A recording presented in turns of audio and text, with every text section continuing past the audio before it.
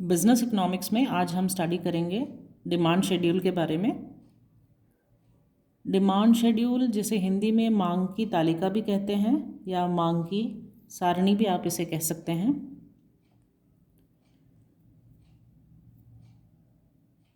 देखिए, demand schedule क्या होता है? Tabulation of the quantities of a commodity demanded at a particular point of time at various prices is known as demand schedule। क्या होता है कि अगर हम एक टेबल प्रिपेयर करते हैं और टेबल के फॉर्म में हम ये दिखाते हैं कि कितनी क्वांटिटीज़ डिमांड है, कमोडिटी की कितनी क्वांटिटीज़ की डिमांड है, किस टाइम पर उनकी डिमांड की गई है और कितनी प्राइस पे उनका डिमांड किया गया है, तो उसे हम कहते हैं डिमांड शेड्यूल। हिंदी में हम इसे कह सकते हैं कि देखिए, किसी वस्तु विशेष की किसी समय अवधि में विभिन्न मूल्यों पर मांगी जाने वाली मात्राओं को एक तालिका के रूप में प्रकट करने को मांग की तालिका कहते हैं। इन सिंपल वर्ड्स हम इसे कह सकते हैं कि अगर हम टेबल के फॉर्मेट में यानी कि तालिका के फॉर्मेट में हम ये शो करते हैं कि किसी पर्टिकुलर समय में, टाइम में कितनी क्वांटिटीज़ की मांग होगी, कितनी मात्रा की मांग होगी किसी वस्तु की और किस कीमत पर उनकी मांग है। तो जब हम टैबुलर फॉर्म में शो करते हैं इन सारी पॉइंट्स को, क्या क्या चीज़ें हैं? एक तो क्वांटिटी कितनी डिमांडेड है, प्राइस कितनी होगी और किस पॉइंट ऑफ टाइम में उनकी डिमांड होगी, तो हम उसे कहते हैं डिमांड शेड्यूल, मांग की सारणी या मांग की तालिका। एक इकोनॉमिस्ट हुए हैं बेनहम नाम के, जिन्होंने बहुत ही सिंपल वर्ड्स में मांग की तालिका को डिफ़ाइन किया है, डिमांड शेड्यूल को डिफ़ाइन किया है। तो उनके वर्ड्स में देखते हैं, बेनहम के शब्दों में, किसी बाजार में एक निश्चित समय में यानी एक डेफिनेट टाइम में विभिन्न मूल्यों पर किसी वस्तु की विभिन्न मात्राएं यानी अलग अलग डिफरेंट प्राइजेस पर अलग अलग क्वांटिटीज़ मांगी जाती है, इन्हें एक तालिका में लिखा जाए तो वह मांग की तालिका के नाम से जानी जाती है। तीनों चीज़ों को इन्होंने इंक्लूड किया है। क्या क्या चीज़ें थी? प्राइस को, क्वांटिटी को और समय को, टाइम को। और इनको अगर हम टैबुलर वे में दिखाते हैं, टेबल के फॉर्मेट में दिखाते हैं, तालिका में दिखाते हैं, तो हम उसे कहते हैं डिमांड शेड्यूल या मांग की तालिका। तो मांग की तालिका क्या दिखाती है? मांग की तालिका मूल्य यानी कि प्राइस एवं मांगी गई मात्रा में यानी क्वांटिटी डिमांडेड में कार्यात्मक संबंध को व्यक्त करती है।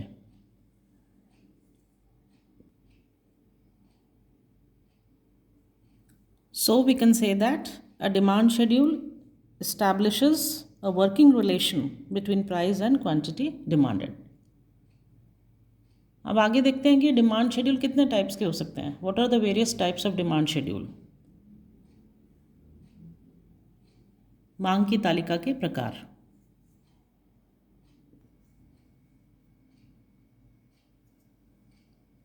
मांग की तालिका दो प्रकार की होती है। There are 2 kinds of demand schedule.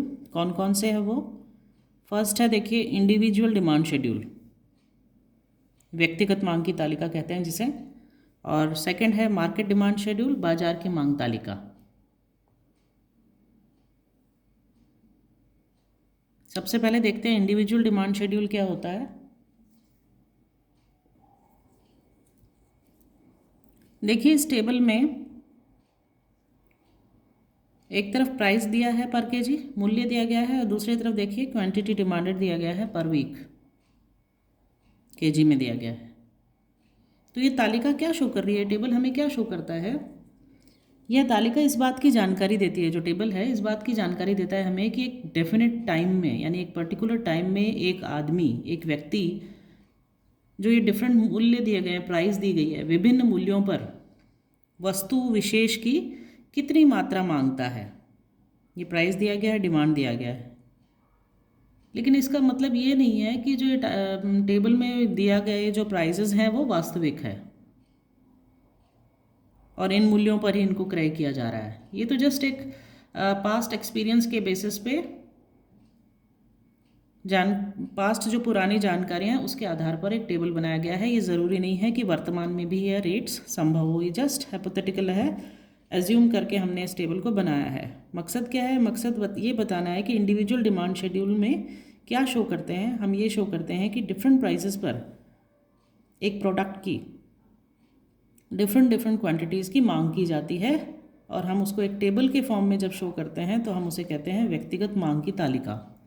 इसे हम मान सकते हैं कि कोई मान लीजिए एक राम नाम का व्यक्ति है जिसके मांग की तालिका शो की गई है। So this demand schedule indicates the quantity of a particular commodity demanded by an individual at a given time at each of a series of prices. और इसका मतलब ये नहीं है कि जो गिवन प्राइस है वो प्रैक्टिकल प्राइस है, it is just an example. इसी तरह सेकेंड है हमारा market demand schedule. Market demand schedule क्या होता है? It is nothing but the total of the individual demand schedule of a commodity in the market.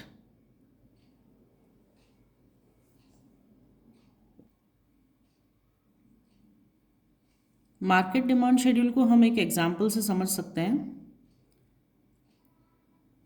Oranges का example लेते हैं। सपोज ऑरेंजेस के बहुत सारे बायर्स हैं, ABCDE, बहुत सारे क्रेता हैं मार्केट के अंदर जो ऑरेंजेस खरीदते हैं। तो इस हिसाब से बाजार की मांग की तालिका क्या होगी या क्या दिखाया जाएगा मांग की तालिका में? इस टेबल में हमने क्या शो किया है, ए ने कितना डिमांड किया है,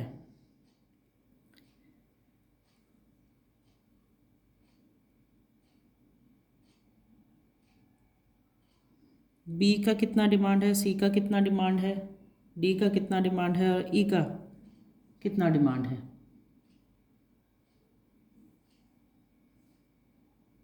डिफरेंट प्राइसेस पर अलग अलग डिमांड को शो किया गया है,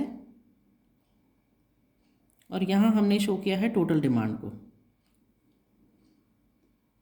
तो किसी वस्तु विशेष के बाजार के समस्त जो क्रेता हैं, जो बायर्स हैं, उनकी जो इंडिविजुअल डिमांड हमने दिखाई है, ये देखिए डिमांड शो करी है 5, 4, 6, इसका टोटल है 15।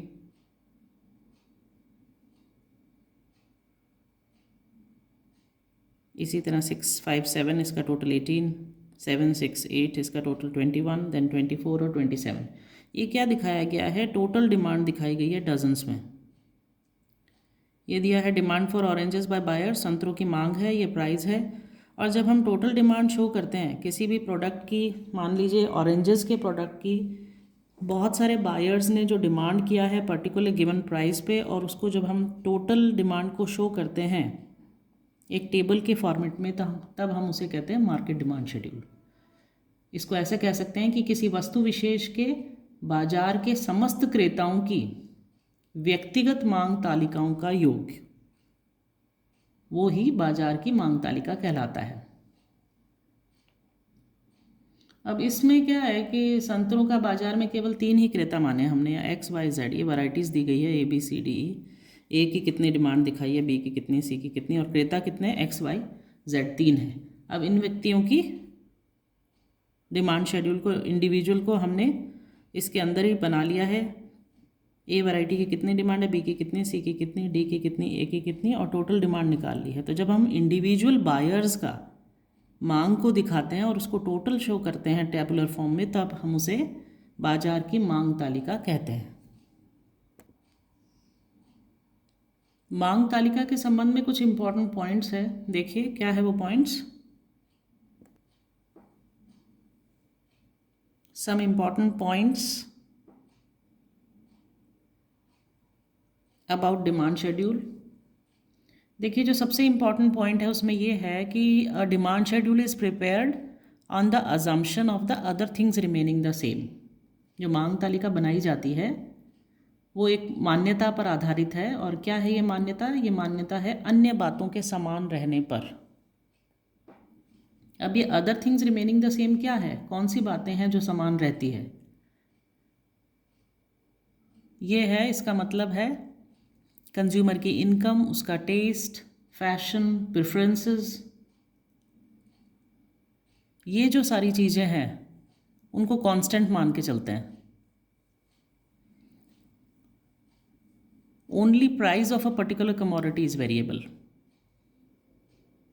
केवल वस्तु विशेष का मूल्य ही परिवर्तनशील माना जाता है। लेकिन अगर हम रियल लाइफ की बात करें तो ऐसा नहीं होता, it doesn't happen in reality. वास्तविक जीवन में अन्य बातें समान नहीं रहती है। तो ये सबसे इम्पॉर्टेंट पॉइंट है डिमांड शेड्यूल का। सेकंड जो इम्पॉर्टेंट पॉइंट है वो ये है कि जो ये डिमांड शेड्यूल बनाया जाता है, it is based on estimates and is imaginary. ये किसके ऊपर बेस्ड है? ये तो अनुमानित है और काल्पनिक होता है। ये रियल लाइफ में जो मांग तालिकाओं का जो अगर बनाना पड़े तो बहुत ही कठिन होता है। क्या रीज़न है उसके पीछे? उसके पीछे रीज़न है कि बाज़ार में जो वस्तुएं मिलती है वो एक ही वस्तु रूप, रंग, किस्म आदि में भिन्न हो सकती है, और वो व्यक्तिगत रुचि को यानी कि इंडिविजुअल के टेस्ट को या प्रेफरेंसेस को प्रभावित करके मांग को भी, डिमांड को भी प्रभावित कर देती है।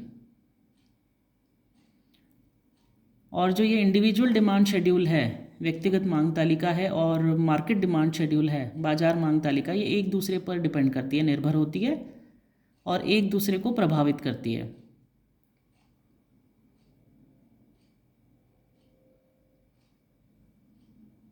थर्ड इम्पॉर्टेंट पॉइंट क्या है इसमें? थर्ड इम्पॉर्टेंट पॉइंट है जो व्यक्तिगत मांग तालिका है, इंडिविजुअल डिमांड शेड्यूल, उसकी जो अपेक्षा जो बाजार मांग तालिका है वो ज़्यादा अधिक निरंतर और सरल है। The market demand schedule is long lasting and simpler than that of an individual demand schedule. Next fourth important point इसमें क्या हो सकता है? वो ये है कि demand schedule is affected by the time factor. मांग तालिका समय तत्व से प्रभावित होती है।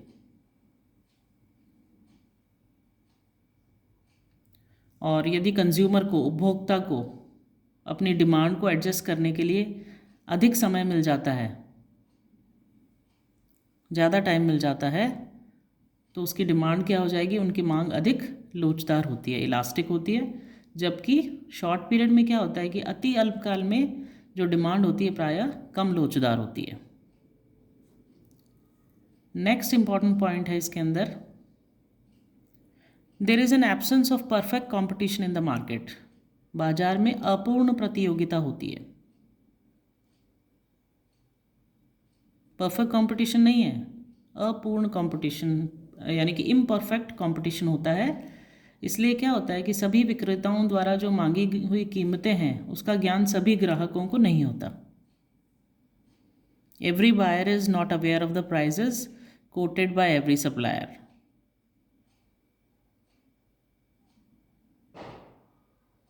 और जो ये ग्राहकों को जो ये पता नहीं होता प्राइसेस के बारे में, जिसकी वजह से क्या होता है, मांग तालिका को प्रभावित किया जा सकता है, प्रभावित हो जाती है वो।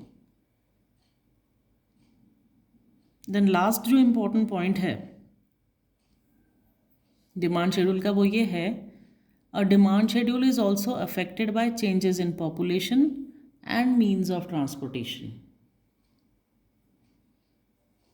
मतलब जनसंख्या तथा परिवहन सेवाओं में होने वाले परिवर्तन भी मांग तालिका को प्रभावित करते हैं। अगर जनसंख्या में परिवर्तन होगा तो डिमांड में डेफिनेटली परिवर्तन होगा, और उसी तरह जो मीन्स ऑफ ट्रांसपोर्टेशन में अगर चेंजेस होगा तो डिमांड में भी चेंजेस ज़रूर होगा।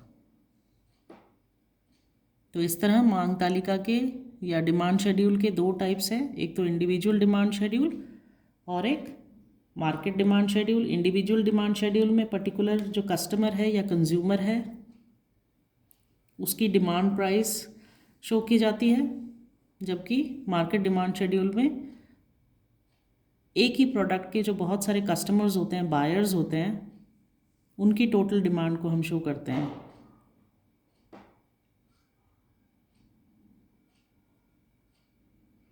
तो क्या है डिमांड शेड्यूल?